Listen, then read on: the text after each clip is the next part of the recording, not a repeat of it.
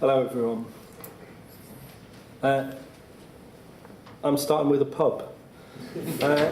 This is the Laid Inn. It's on the A84 just past Calendar. It's a brilliant pub, sells great real ales. Frank the landlord, a few locals sat in there talking, moaning about the weather. It's always raining. We've got a huge river catchment area. We must be able to do something about this. And after many years of hard work, a great project team in the community, support through the programme I run, the community here now own a 475 kilowatt hydro scheme.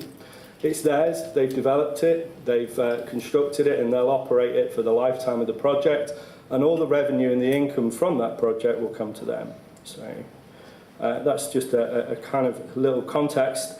And my name is Chris Morris, and we run the Scottish Government's Community and Renewable Energy Scheme.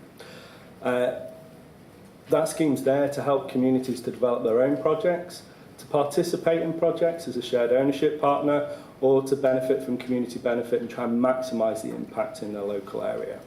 Local Energy Scotland delivers that for the Scottish Government, and we deliver as a consortium. So the Energy Saving Trust can manage the contract and the funds associated with the project. We actually provide grants and loans to communities to help them invest and build and take forward projects.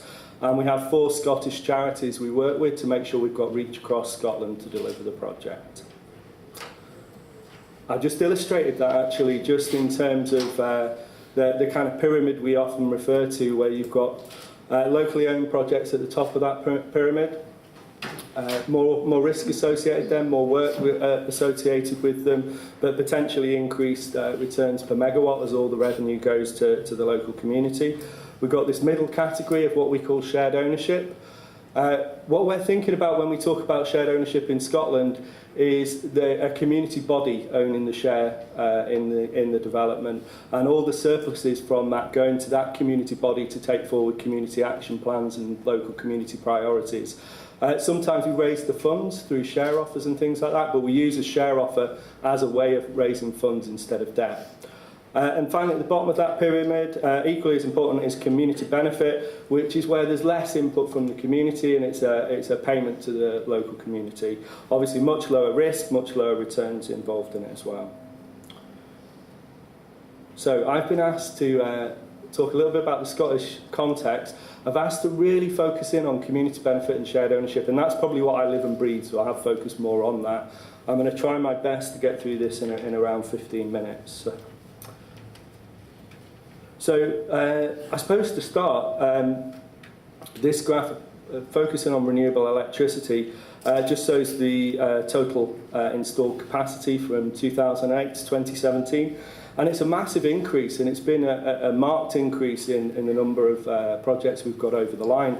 In Scotland, that's partly due to having a very supportive government. The Scottish Government have been very supportive. They've set long-term ambitions in terms of climate change and renewable energy targets. And we've also had generous UK subsidies, which have kind of underpinned that growth. I think on David's graph at the beginning, Scotland missed out here a little bit as being part of the UK. But what this graph shows is the gross electricity consumption, and then the grey bar at the bottom, which rises up, shows the proportion of that from renewable output. So you can see where last year we're up to 68% of gross electricity coming from renewable output. So really high penetration of particularly wind and hydro in Scotland.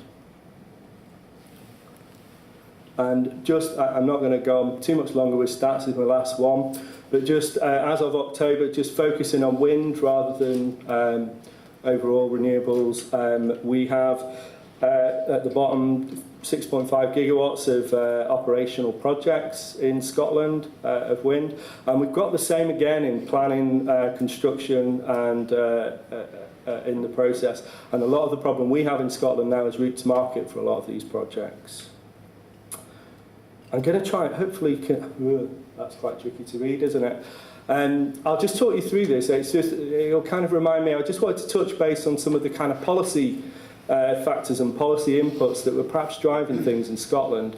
And starting at the top, our policy is really focused on electricity for a long time. It's focused on power, hasn't really focused to the same extent on heat and transport.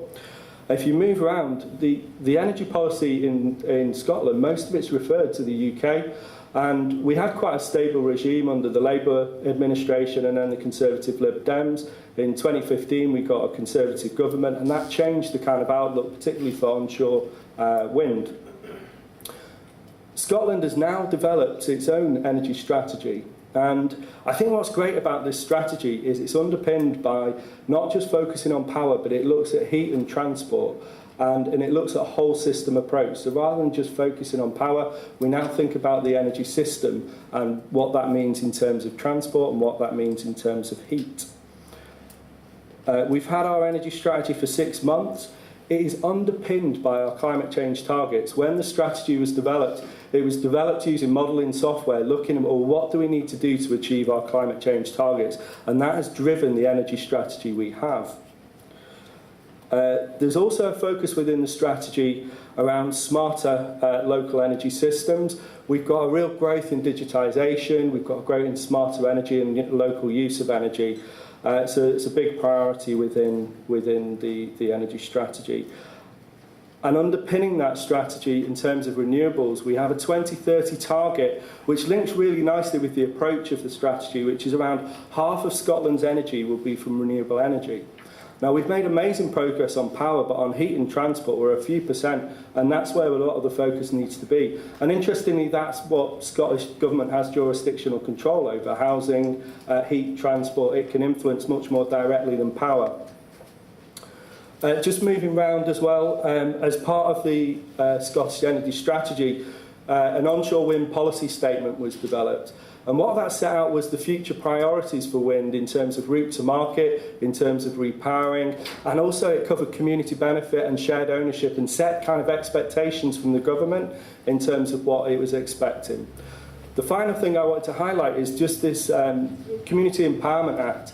There's been a process of land reform in Scotland and trying to support communities to buy derelict or unused land and also to take ownership of goods and services. So there's a strong community empowerment agenda kind of filling in this policy picture. Okay. I'm just going to focus now on community engagement, community benefit and shared ownership, and I think they link quite nicely with the paper that I got sent to sort of talk about. So starting on community engagement, I'm not going to talk for long about this, but there's a really good review of different wind farms, good practice around community engagement.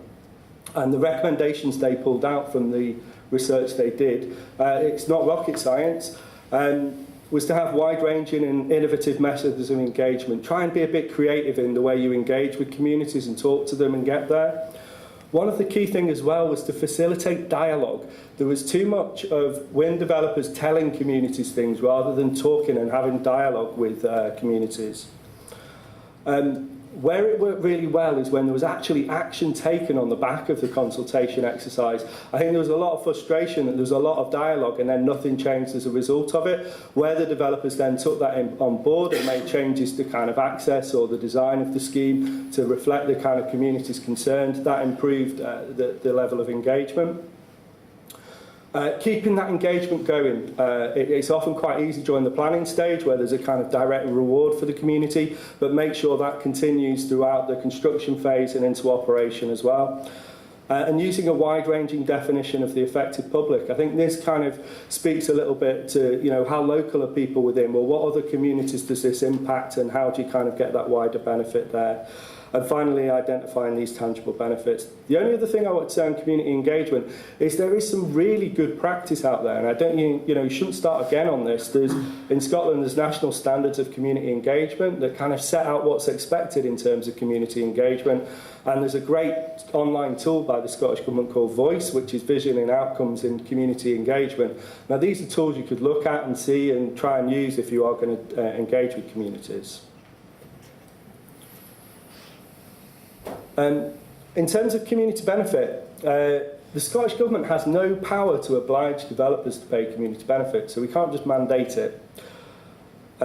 What we did is we developed some good practice principles for community benefit, and this was done through a whole series of workshops with developers, with industry, with communities, with local authorities, with the government, sitting down and thinking, well, what's important around community benefits? How can we develop good practice principles?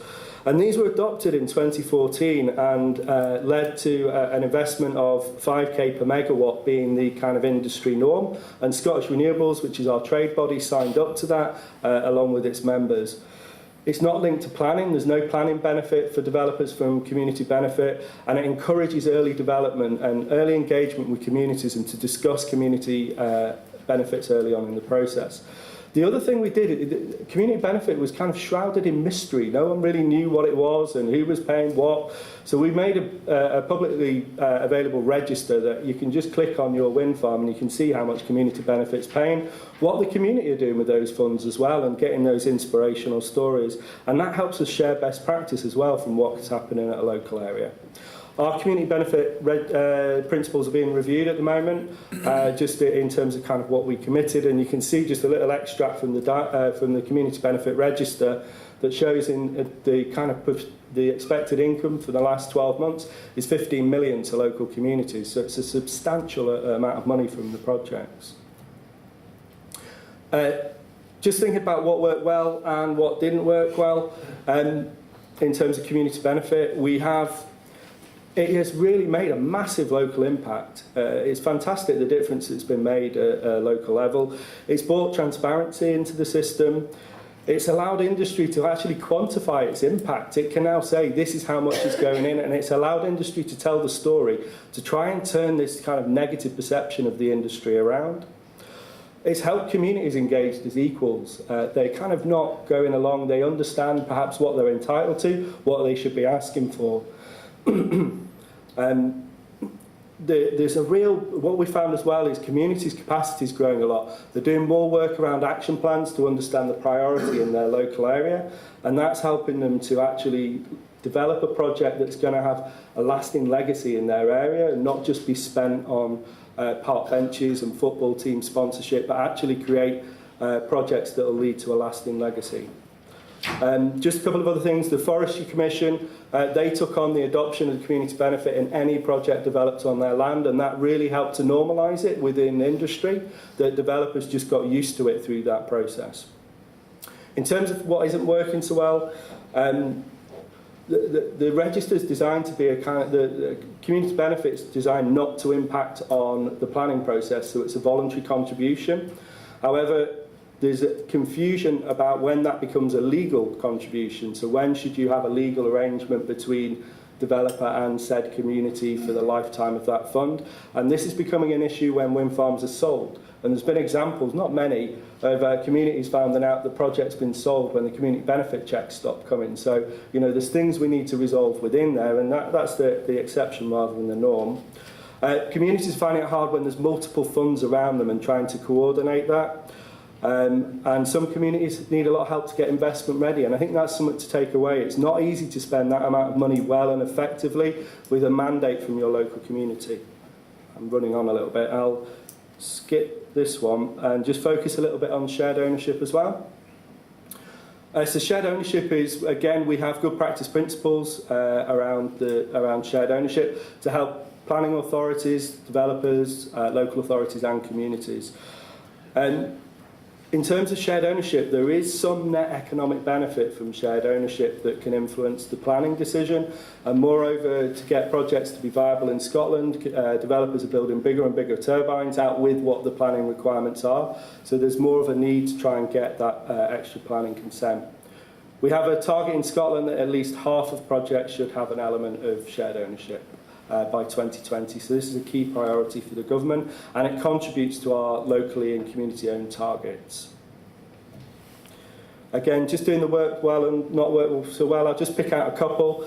It's been amazing at creating a real pipeline of opportunities for communities. We've got a massive pipeline of projects and potential investments for communities, and it's changed that relationship between the developer and the community to one of a partnership.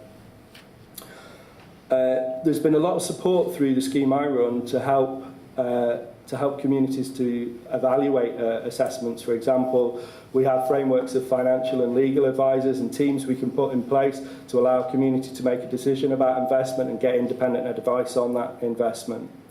In terms of what's not so worked so well, I would say that the link with the planning system has meant that developers are trying to engage communities really early in the process and trying to get them to sign agreements to demonstrate net economic benefit, and that's caused a lot of friction between communities and developers trying to get that early engagement.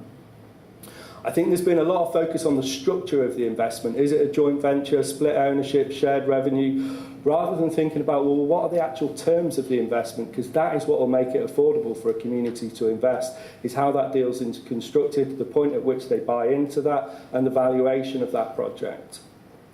Also, what hasn't worked so well is market conditions. There's big challenges and routes to market in Scotland at the moment to take these projects forward. I'll skip that again. And I am over time, so just to think about a few observations in terms of kind of what's happening in Ireland. I think the fact that this is being driven by industry is fantastic, and industry is taking it seriously and trying to do something about it. It's to be commended. I think the support mechanism is key to this. I think for communities to invest and participate, you do need some independent support as well. In terms of engagement and the conversation around engagement, I totally agree. Early dialogue is absolutely essential to this. One of the things we've noticed with projects and the CLO role, the kind of community liaison officer, is there's often quite a high churn and turnover in those roles, and that leads to quite a lot of community frustration, so developers need to think about how to manage those communications. I think in terms of setting the community benefit at €2 per megawatt, I think there's a lot of benefits to that because it shares the risks when good years, bad years, and in terms of the capacity of the project, and it allows it to be eligible for different technologies. But it's not as easy to communicate and for communities to understand what they're going to get and to quickly understand that, so you need to consider that. But you know, what you've got here is a massive upscaling of your community benefit, and that's a brilliant opportunity that could create a great legacy. Just in terms of shared ownership, I felt the kind of approach at the moment is less clear, and I understand why. It's a much harder proposition than community benefit to take forward, but there's a lot to learn on from other countries, so it's great to kind of see this event here.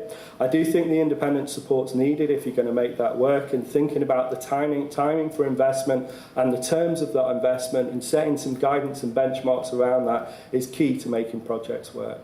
And the final thing I would like to finish on, having worked with communities for a long time, is communities can do amazing things, and I often find that their abilities and their capacities are underestimated by developers, so you know, respect them like that. So thank you very much.